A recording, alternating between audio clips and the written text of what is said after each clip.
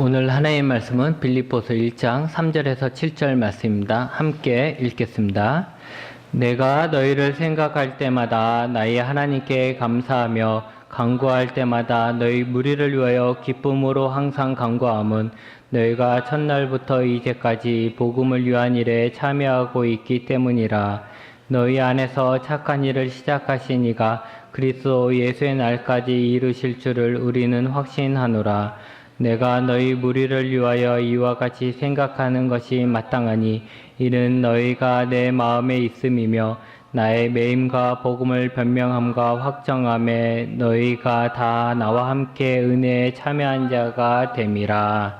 아멘. 우리나라에는 자격증이 참 많이 있는 것 같습니다. 근데 그렇게 자격증이 많다는 것은 우리가 취업을 하거나 아니면 어떤 일자리를 얻기 위한 조건이 그만큼 까다로워졌다라는 것일 수 있습니다. 자격증이 있어야 그만큼 취업하는 데 유리하다라는 것이겠죠. 그러면 하나님의 일꾼이 되기 위해선 어떤 자격증이 필요할까요? 사도 바울은 위대한 인물입니다. 특히 예수님을 믿는 사람들 또 그들 중에서도 사역자로 헌신한 사람들은 사도 바울과 같은 사람이 되고자 하고 사도 바울처럼 살지 못하는 것에 대해서 항상 부끄럽게 생각합니다. 예수님이 기독교의 중심이라고 하면 사도 바울은 그 기독교를 체계적으로 세운 기초를 놓은 사람이라고 할 수 있습니다. 그가 회심한 후부터는 오직 복음을 전하기 위해 세계를 돌아다니며 많은 교회를 세웠습니다. 또 각종 이단들과 싸우면서 열심히 성도들에게 복음을 가르치고 기록해서 남겼다라는 것이죠. 교회를 세우는 것이 지금도 어렵긴 하지만 지금보다 사도 바울 때는 훨씬 더 어려웠잖아요. 그러니까 그의 희생과 노력은 더욱더 컸을 것이고 또 그 희생한다고 다 되는 것은 아닌데 그는 결국 많은 교회들을 일으켜 세웠습니다. 우리가 읽고 있는 신약 성경에서는 그가 쓴 서신서들이 많이 있습니다. 기독교의 교리들도 거의 사도 바울이 근본이라고 할 수 있죠. 사도 바울의 글이 근본이라고 할 수 있을 정도입니다.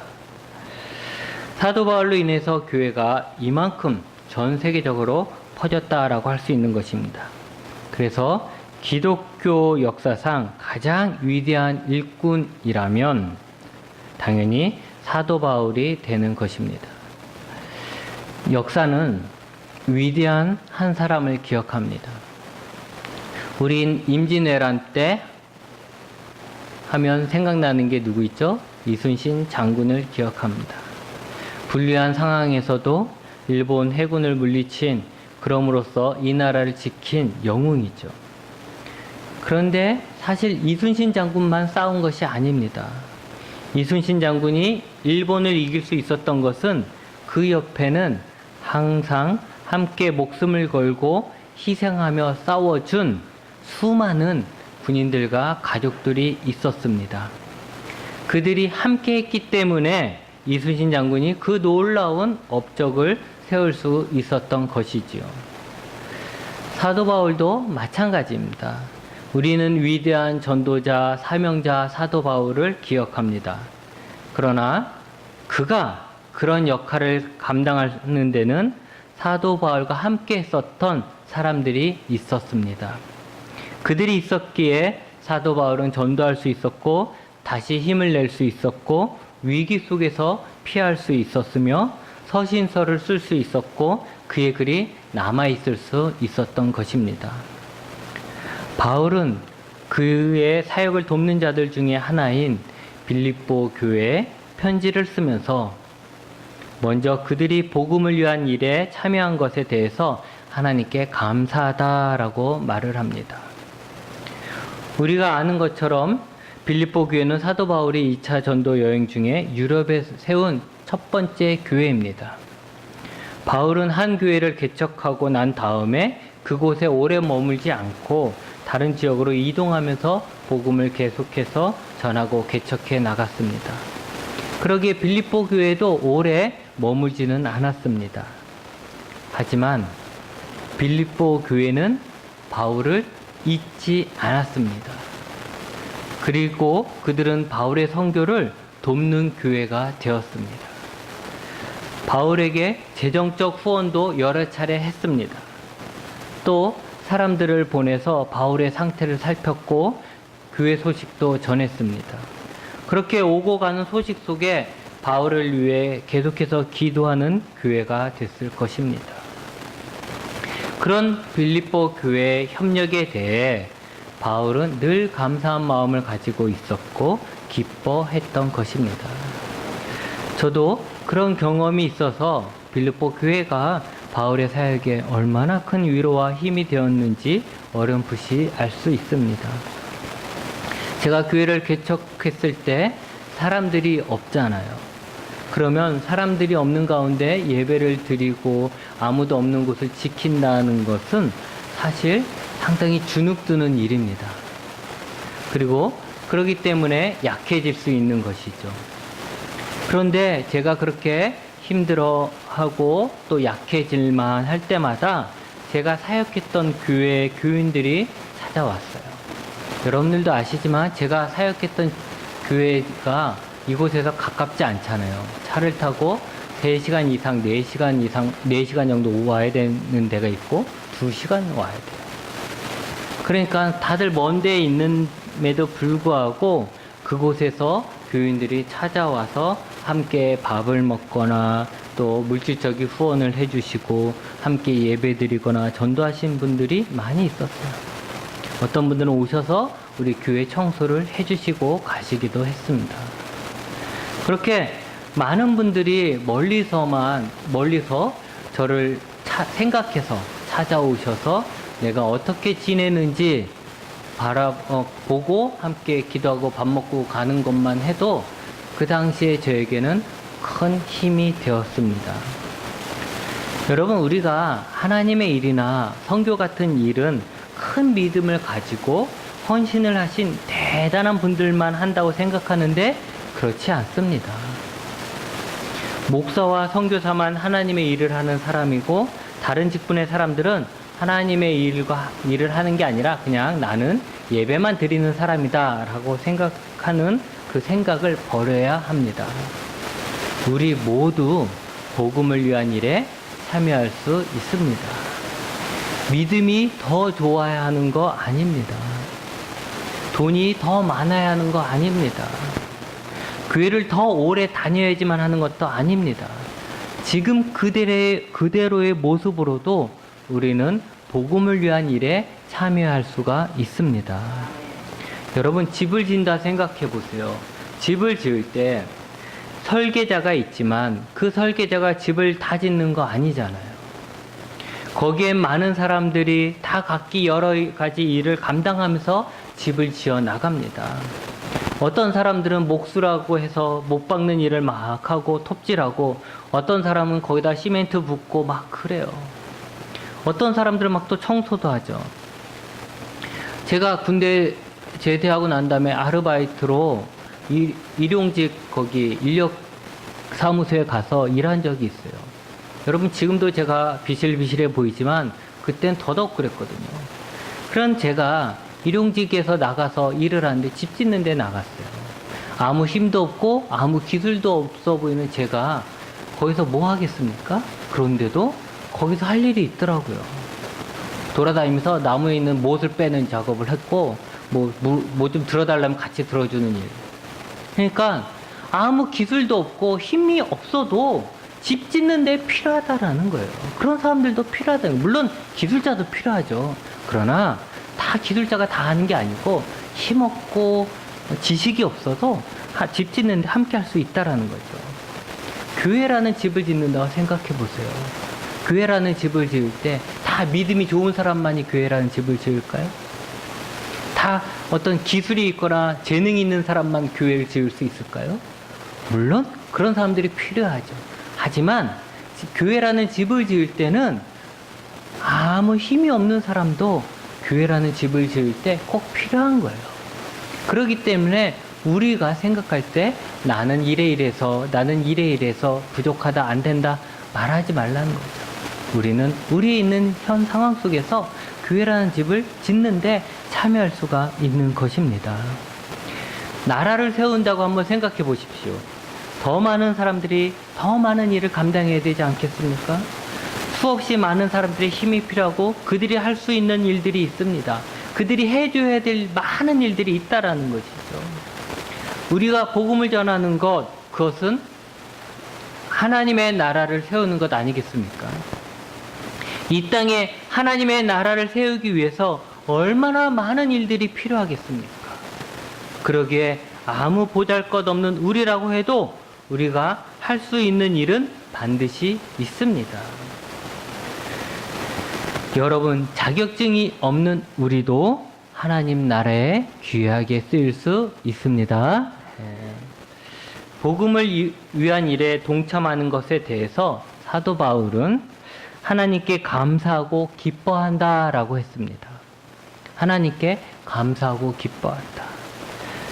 여기서 생각해야 될 것은 뭐냐면 우리가 복음을 위한 일에 대해서 어떻게 생각하고 있는가 하는 것입니다. 우리는 복음을 전하는 일에, 하나님 나라를 세우는 일에, 교회를 위한 일에 동참하는 것을 기뻐하고 감사한 일로 여기시고 계십니까? 전도하는 것을 감사하게 생각하고 있습니까? 교회 봉사하는 것을 감사하게 생각하십니까? 선교비를 보내는 것을 억지로 하지 않고 있습니까? 여러분, 사실 우리의 능력이 아니라 우리의 생각 때문에 하나님의 일에 동참할 수 없을 때가 더 많이 있습니다. 하나님은 아무 능력이 없는 우리도 사용하실 수 있지만 우리 마음속에서 하나님의 일에 동참하는 것에 대해서 꺼리는 거죠. 내가 하나님의 일을 하는 것에 대해서 기뻐하고 감사하는 것이 아니라 싫어하고 불편해한다는 거예요. 그렇기 때문에 사실은 하나님의 일에 동참하지 못하는 것이지 실질적으로 우리의 능력이 없어서 동참하지 못하는 것은 절대 아닌 것입니다. 이제부터는 우리가 복음을 위한 일에 참여하는 것을 하나님의 나라를 세워가는 일에 함께하는 것에 대한 자부심을 가지고 감사와 기쁨으로 받아들이시기 바랍니다. 바울은 복음을 위한 일에 참여하고 있는 빌립보 교인들에게 너희 안에 착한 일을 시작하신 이가 그리스도 예수의 날까지 이루실 줄을 우리는 확신한다라고 말했습니다. 여러분, 우리가 한번 생각을 해보자고요. 빌립보 교인들이 회의를 했겠죠. 바울이 복음을 전하기 위해서 저렇게 열심히 다닌다. 또 혹은 지금 복음을 전하다가 감옥에 갇혔다. 아니면 지금 뭐가 당장 좀 물질이 필요하다라고 한다. 등등 소식을 전하면서 이렇게 했을 거예요. 그럼 우리가 어떻게 할까요? 라고 했겠죠. 그러다가 이제 회의하면서 그럼 우리가 돕자. 돈이 필요하다니까 얼마의 돈을 우리가 헌금해서 갖다 주자. 아니면 감옥에서 풀려날 때까지 우리 매일 철야기도 하자. 아니면 그가 많이 외롭고 힘들 테니까 사람을 보내서 우리가 위로하자. 누구누가 가자. 이렇게 회의를 해서 결정해서 아마 바울을 도와줬을 것입니다. 그런데 바울은 그 모든 일을 누가 했다라는 것입니까? 하나님이 하셨다라는 거예요. 너희 안에 착한 일을 시작하신 그가 바로 하나님이시죠. 우리가 어떤 일을 시작할 때 그것이 남을 돕는 일이든지 전도하는 일이든지 교회를 개척하는 일이든지 처음엔 좋은 마음으로 서로 힘을 합쳐서 할 수 있습니다. 하지만 우리의 힘으로 했다고 하면 얼마 가지 못해서 무너지게 됩니다. 왜냐하면 우리의 힘은 약해요. 여러분이 힘이 세다 생각할지 모르는데 내 믿음이 강하다 할지 모르는데 사실 우리의 힘과 믿음은 약합니다. 우리의 의지가 강하면 얼마나 강하겠습니까? 그 안에 어떤 좋은 열매들이 있다면 더 오래 갈 수 있지만 그렇지 않을 때는 우리는 힘이 빠지고 처음 가졌던 의지도 사라지게 되면서 중도에 포기하게 됩니다. 그런데 우리가 아니라 하나님이 우리를 통해서 일하신다고 할 때는 이야기가 달라지는 것입니다. 일단은 내가 하는 것이 아니라 하나님이 하시는 일이지요. 그 일에 대한 책임은 나에게 있는 게 아니라 하나님에게 있는 것입니다. 내 능력이 아니라 하나님의 능력으로 하는 것입니다. 나는 하다가 그만둘 수 있지만 그 일은 하나님께서 예수님이 오실 때까지 이루어 가시는 것입니다. 그러기에 내가 당장 헌신했는데 일했는데 열매를 보지 못해도 또 성공하지 못해도 실패한 거라 할 수는 없는 것입니다. 왜냐하면 하나님이 붙들고 하나님이 하시는 일이기 때문에 그런 것이죠. 우리 마음속에 솔직히 이런 마음이 있잖아요. 내가 했다라는 자기만족, 이런 걸 느끼길 원합니다. 내가 전도했다, 내가 교회를 세웠다, 내가 교회를 부흥시켰다, 내가 교회를 위해 헌신했다 등등. 그러나 내가 할 수 있는 일이 아닙니다. 내가 하려고 하기 때문에 안 되는 것입니다. 우리가 예수님을 믿을 때부터 우리는 우리의 삶의 주인의 자리를 포기해야 하는 것입니다. 우리는 내 힘으로 내 마음대로 사는 자들이 아니고 예수님이 내 삶의 주인이 되셔서 주인인 예수님의 뜻대로 예수님이 주시는 힘으로 사는 자들입니다. 당연히 하나님의 일을 할 때도 내 힘으로 내가 하는 것이 아니고 하나님이 하시는 일에 내가 동참하는 것입니다. 내가 하나님께 쓰임을 받는다라는 것이죠. 나는 하나님의 능력이 나타나는 통로, 하나님 나라가 만들어가는 과정 속에 쓰임받는 자입니다. 혹 내가 만드는 하나님의 나라, 내가 만드는 교회가 아니라서 서운하십니까? 예전에 저는 제가 다 할 수 있다고 생각했습니다. 젊었을 때는 그런 생각도 했어요. 그래서 실제로 제가 다 계획을 했고 또 계획을 했고 꼼꼼하게 계획을 했고 추진하기도 했습니다. 그러다 보니 계획한 것이 안 될 때는 화가 나는 거예요. 왜 이게 되어야 하는데 안 되는가라고 화가 나게 되고 결국은 그 화는 하나님을 향해서도 표출되기도 합니다. 하나님을 원망하는 거죠. 하나님 이렇게 하려고 했는데 왜 이렇게 안 됩니까? 하나님 도와주셔야죠. 왜 안 도와주십니까? 이러면서 하나님을 원망하기도 했다는 거죠. 또 내가 열심히 뭔가를 해놨는데 사람들이 그것을 인정해주지 않았을 때는 서운한 마음이 들기도 합니다. 그런데 언제부턴가 그것이 아니라 하나님이 일하시고 내가 거기에 잠깐이라도 쓰임받는다는 것을 알게 되었습니다. 물론 내가 했다, 내 것이다 라고 주장할 수는 없지만 저는 오히려 내가 하나님 나라에 쓰임받았다. 내가 이 세상에 살면서 하나님 나라가 이루어져 가는데 내가 어떻게든 쓰임받았다, 함께 했다는 것이 더 큰 영광으로 생각됩니다. 여러분, 말씀을 정리합니다. 여러분, 우리는 복음을 위한 일에 참여할 수 있습니다. 우리도 하나님의 일꾼이 되어서 하나님 나라를 세워가는 자들입니다. 우리가 하나님의 일꾼이라는 것은 감사하고 기뻐할 일입니다. 불평과 불만으로 때로는 의기소침으로 우리의 감사와 기쁨을 빼앗기지 말아야 합니다. 그러기에 또한 그 일을 시작하신 이는 하나님이시고 하나님께서 책임지시고 예수님이 오실 그때까지 이루실 것입니다. 그러기에 우리는 먼 미래까지 미리 걱정하지 말고 오늘 나에게 주어진 하나님의 일을 감사함으로 기쁨으로 감당하며 나가는 것입니다. 혹 우리 중에 아직도 하나님 일에 동참하기를 주저하는 자가 있습니까? 스스로 자격이 없다라고 생각하십니까? 힘들고 고통스러운 일이라고 생각하십니까? 손해보는 일이라고만 생각하십니까?